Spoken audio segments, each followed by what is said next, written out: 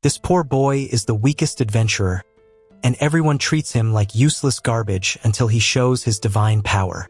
Due to boredom, the gods come down from heaven to the human world to live with humans. They cannot use their power in the human world, but they can strengthen the power of humans with blessings, commanding them to fight for them. Bel is the only familiar of the goddess Hestia, meaning he possesses a divine blessing. One day, during an adventure, Bel is defeated by a minotaur. When he thinks he is about to be killed, a powerful swordswoman kills the minotaur. Bel falls in love with the swordswoman and begins to ask around for information. Later, he learns that the swordswoman is Aias, one of Loki's familiars, and one of the strongest adventurers. So Bel decides to work hard to improve his strength until he becomes a man worthy of Aias. When Bel returns home, Hestia runs to him. Unlike the other gods and their familiars, Bel has a very close relationship with his goddess, because Hestia loves her only familiar. When Hestia checks Bel's stats, she discovers that today Bel has awakened his first skill, which allows Bel to improve his powers based on his feelings. The next day, he heads to the dungeon to embark on a new adventure. With his agility, he defeats various types of monsters and his stats increase rapidly. Afterwards, Bel goes to the tavern to celebrate his progress. Coincidentally, Aias and other familiars of Loki also go to the tavern. Aias's teammate, a werewolf, begins to recount some amusing things from the adventure, including the episode in which Bel was defeated by a minotaur. Ashamed, Bel rushes into the dungeon to face a new adventure. But even though he is injured, he ends his adventure with his power increasing more and more. To help him become stronger, Hestia shows up at the gods' party, intending to ask the other gods to create a powerful weapon for Bel. The other gods have many powerful familiars, so most of them look down on the young goddess. For example, Loki, who has the strongest familiar, often mocks Hestia. In response, Hestia mocks Loki's simple figure. Although petite, Hestia has a sexy body, and Loki is actually a bit skinny. Hephaestus, the goddess of blacksmithing, approaches, so Hestia asks her to create a weapon for Bel. Seeing Hestia so sincere, Hephaestus accepts her request and creates a dagger for Bel. The next day, Monsterphilia, an event where powerful familiars fight various types of monsters in the arena, will be held in the city. Before the event begins, someone unexpectedly releases the monster in the cage. Hestia wants to give Bel the dagger, but the escaped monster, a white gorilla, lunges at them. To protect Hestia, Bel fights him, but his weapon breaks, so he grabs Hestia to escape. The organizers of Monsterphilia are informed of what has happened and send their subordinates to ask for help from various powerful familiars. So many familiars decide to join the fight, including Aias. Meanwhile, the white gorilla continues to chase Bel and corners him. At that moment, Hestia reappears and they are both attacked by the white gorilla. Hestia says that she will face the danger with her familiar, so she gives Bel the dagger. When he wields it, Bel's fighting power increases greatly, and he fights the white gorilla again, easily killing it with his new weapon and agility, and he is cheered by many people. Meanwhile, the person who released the monsters is watching the scene. After defeating the white gorilla, Bel becomes famous. A half-elf counselor, Ina, offers to help him buy new equipment, and she rubs Bel against her, embarrassing him. Later, Ina takes Bel to Hephaestus' shop, where there are various types of powerful weapons and armor, but Bel cannot afford even the cheapest equipment. To repay Hephaestus for making the weapon, Hestia works as a saleswoman in her shop. Seeing Bel shopping with the elf girl, she becomes jealous and warns Ina not to seduce Bel, or she will regret it. Since Bel is poor, Ina takes him to another cheaper shop. Among the items in the shop, he chooses a light armor made by Welf. On his way home, Bel notices a girl being chased, so he helps her, but she runs away. Back home, Bel quickly puts on his new equipment and decides to enter the dungeon again. At that moment, a girl named Lily arrives and offers to be his supporter. Supporters are servants of adventurers and can help them collect equipment dropped by monsters, so he accepts Lily's request. Since Lily is able to change her appearance, Bel does not realize that she is the girl from the day before. The two begin to experience adventures together in the dungeon. While Bel fights monsters, Lily collects items dropped by monsters and sometimes helps with the fighting. However, the reason the girl was being pursued earlier is because she is a thief. She approached Bel because she thinks his dagger is very powerful and expensive. After the adventure, Bel goes to the Adventurers Guild to receive payment, but he discovers that his dagger is missing. Turns out that Lily stole it, but the dagger can only be used by Bel, so no one wants to buy it. Ryu recognizes the dagger, so Lily has no choice but to drop it and run away. Ryu returns the dagger to Bel, but he doesn't know that it was Lily who stole it. When he returns to the dungeon, Belle earns a lot of money and divides it equally with Lily, surprising her. Usually, supporters can only get 1% or less of the money, and Belle's kindness makes Lily feel very guilty. As Belle gets stronger, he earns a lot of money in the dungeons. Hestia has lived a poor life with Belle for a long time, and now he can finally take her out for an expensive and delicious meal. Hestia considers it a date, so she goes to the goddess's bathroom. The other goddesses discover Hestia's attraction to Belle. Many goddesses surround him after seeing him because they all like the young boy's handsome face. Hestia immediately becomes jealous, so she grabs him and they run away, eventually managing to escape in the middle of the night. They miss dinner, but they see the night view of the city from the tower. At that moment, all the money Lily earned is stolen by other familiars of Lily's god, Soma, and they are very mean. Their god Soma produces all kinds of alcohol, and most of Soma's familiars are heavy drinkers. To buy alcohol, they have done many bad things. During their subsequent adventures, Belle learns to cast magic. Belle is very excited because it is his first time facing an adventure with magic, but he exhausts his magical power and faints in the dungeon. Fortunately, Ias passes by and saves him again. When he wakes up and sees the girl he likes, he immediately runs away in embarrassment. When he is about to return to the dungeon, Lily is threatened by Soma's familiars, and she must betray Belle again. The rule of Soma's familiars is that the children they give birth to also become members of the family. So Lily is destined to become Soma's familiar from birth. Her parents died in the dungeon when she was a child. Later, Lily was enslaved by other familiars. If she wants to leave, she must earn a lot of money and give it to the familiar who enslaved her. Lily is sure that Belle's dagger is definitely very expensive, and she must find an expert merchant. Later, when Belle is fighting monsters in the dungeon, she steals the dagger again, putting Belle in danger. On the way, she is ambushed by another group of Soma familiars. The familiar who threatened her robs her. Lily feels regretful, and she thinks it's all because she betrayed a kind boy named Belle.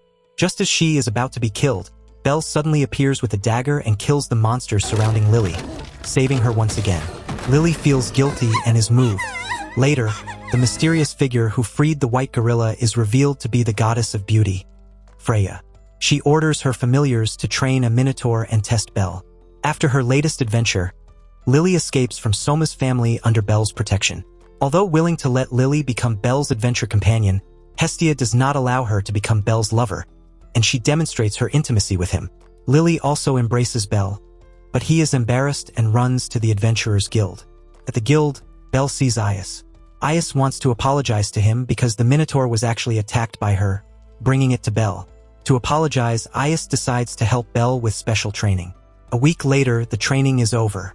Belle is grateful for Ias' help, but Hestia is very jealous because Ias is her most formidable rival in love. To show her close relationship with Belle, Hestia hugs him tightly, causing Ias to leave in embarrassment. Belle is still a level 1 novice, so he can't help but feel sad. One day, upon entering the dungeon, he unexpectedly encounters a Minotaur. Lily suggests that Belle flee quickly, but he doesn't want to be defeated by a Minotaur again because he wants to become as powerful as Ias. Unfortunately, this is no ordinary Minotaur. After being trained by Freya's familiar, this creature is more powerful than other Minotaurs. At that moment, Ias and her team also enter the dungeon. Seeing Belle in trouble, Ias intends to help him, but Belle refuses. This time, he wants to defeat it on his own. Belle continues to attack the Minotaur and strikes it several times, finally defeating the Minotaur. Ias and his companions are shocked at how quickly Belle has become stronger. Not long after, Belle rises to level 2. Belle gains a new skill, which allows him to unlock a power that can turn the tide at a critical moment. Belle's fame spreads not only among adventurers, but also among the gods. Now Belle can find other companions to team up with, but some adventurers envy his fame, so they come to provoke him. Fortunately, Belle's friends, the powerful elven maid and the tavern owner, drive them away. After leveling up, Belle intends to buy better equipment, so he goes to the store again. Coincidentally, Welf is selling his products in the store. Welf offers to join Belle's team and make him some equipment for free. Welf is skilled at forging and can even make a magic sword. However, he was cast out by Hephaestus' family because he refuses to make magic swords for greedy and violent customers. After getting to know Belle's character, Welf creates a good knife for him as a secondary weapon. Belle's team then plans to explore the deeper parts of the dungeon. There is another team on the same floor as Belle, and they encounter a large number of monsters that are difficult to deal with, so they have no choice but to flee. During their escape, they meet Belle's team, and a large number of monsters appear on both sides. In addition, the passage collapses, and Lily and Welf are injured.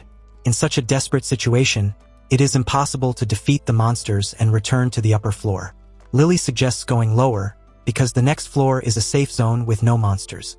If they can make it past the 17th floor, they will be out of danger.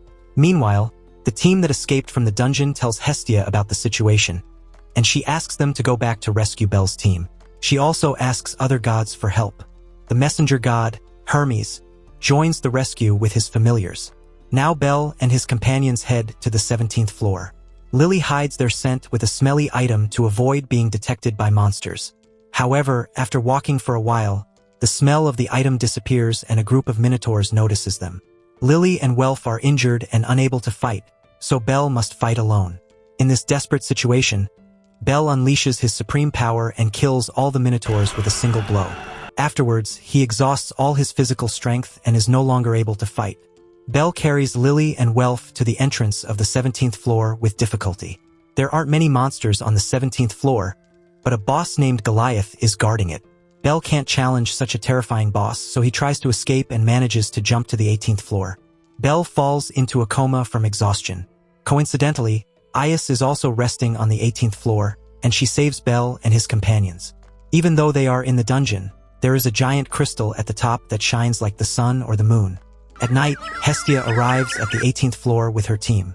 The gods are not allowed to enter the dungeon, but Belle has not returned home for a long time, so Hestia made an exception to save him.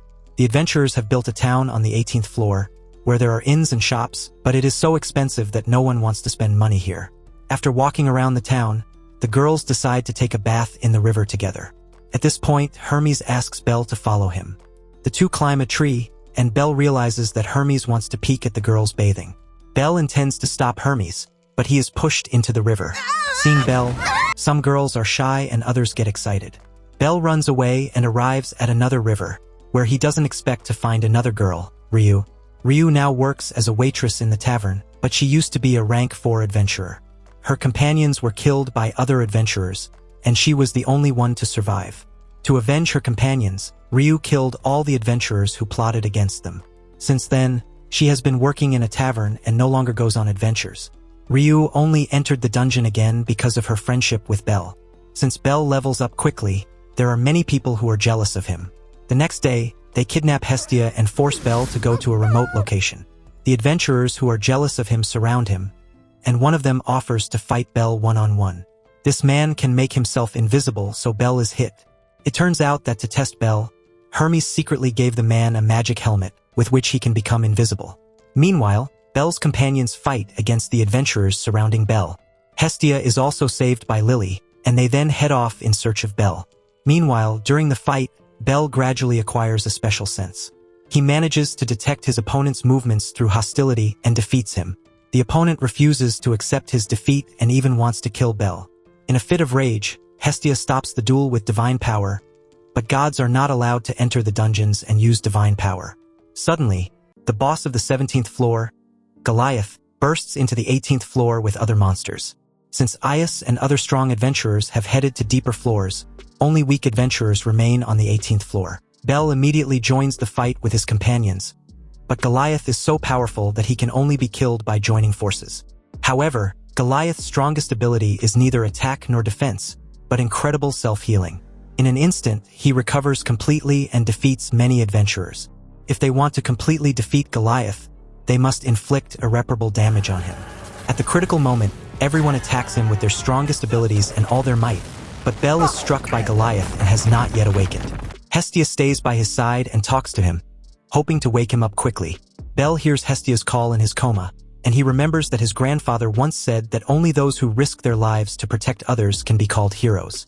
Belle finally wakes up, and he heads towards Goliath with a long sword. Seeing Belle walking towards Goliath at the risk of his own life, the other adventurers begin to cover Belle with their attacks. At the critical moment, Belle's ability exerts its maximum power. Belle ultimately kills Goliath, leaving him no chance of recovery. After that, all the adventurers cheer for Belle and his victory. Now Belle is finally a true hero. Unexpectedly, Hermes reveals that Belle is the last descendant of Zeus, the king of Olympus. If you want to know what will happen in the next season, tell me who you think is the most beautiful goddess. Subscribe so you don't miss the sequel, comment, and leave a like. See you next time.